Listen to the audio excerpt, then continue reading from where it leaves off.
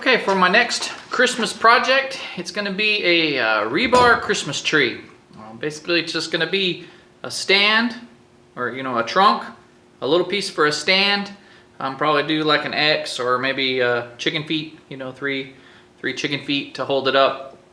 And then you're going to cut. I forget how many it is. I actually drew it out on some paper. I didn't put this one in a SketchUp or anything, but I basically just laid it out in Excel. And mine's going to be 25 3/4 tall, and starting at the bottom it'll be 15 inches, and then I do 15, 13, 11, 9, 7, 5, 3, 1, and then I'm just going to stagger those up evenly across it and tack it together. Put a base on the bottom and you're done. Paint it whatever you want to, green, red and green, leave it this color. Choices are endless, like with many of these projects. Here's my cut list. And that's going to be, I'm just kind of rounding. I did to 25 3/4, and then this will be 15. It's not exactly right, but it'll be close enough, and you'll get the idea. And then you'll just make you a little stand at the bottom and stagger it out. These are the members you'll need. So right now, it's just a matter of getting those cut out. This one's the 5/8 rebar, and then we bought some 3/8 and half, and I'm not sure which one I'm going to use for the cross members, but I'm gonna use the little bit smaller for those, just to give it an added look, and we'll see how that goes. But you probably, hopefully I can cut them with my big bolt cutters, and it'll make cutting each of these little ones a little easier. Oh, that ain't gonna work. Nope.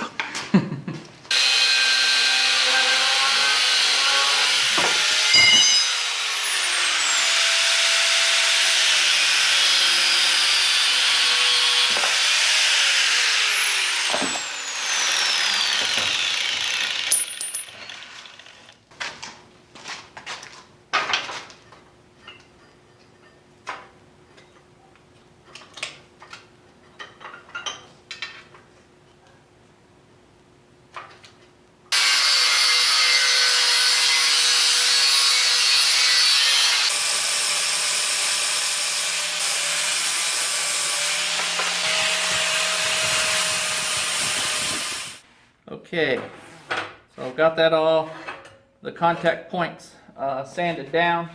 So now, starting from the top, I'm going to mark 3 inches.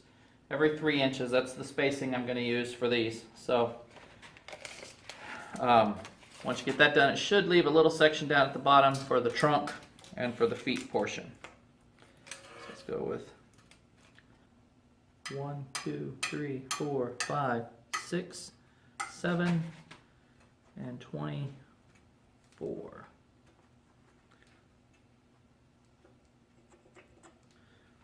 Alrighty. So that doesn't leave much for my trunk down here, so what I'm going to do is I'm going to leave off my 1-inch one and just move everything up. And then I'll end right here. So I'll start right here instead of right there, and that would be a good proportion of trunk, I think.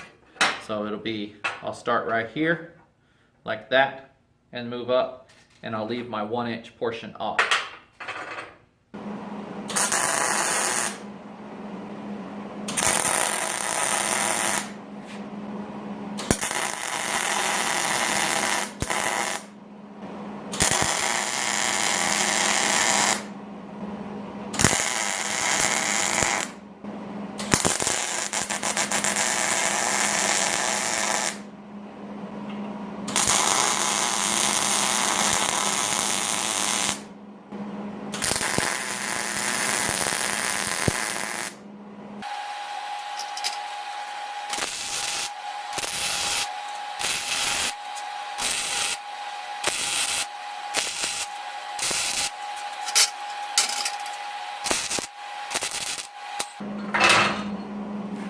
Okay, so now, yeah, I got a little off here because as they got shorter, I was trying to keep it tilted like this and touching, but as they got shorter, I got off just a touch.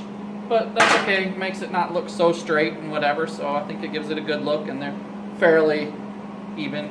If you want to go for more parallel and perfect and perpendicular and all that to the base and stuff, you just kind of want to make sure that as you're welding and you're squaring it up that it's, you know, against something flat like that. Because I was, you know, I tacked them on this way, and I just was trying to keep it held down that way, and a couple of times it kind of tilted up a little bit like that, so that got it off up in here. These three, and then it started right here, and then I just eyeballed the rest of them. These two are probably in line with these three, but these two are not. So, but that's how it goes. Now I'm just going to cut some feet out, and I'll be back to weld those in just a second.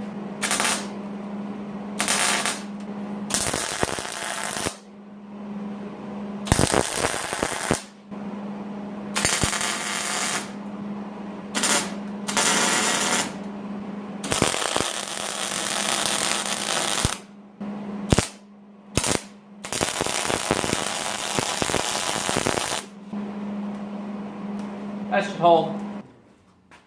Alright. So there we go.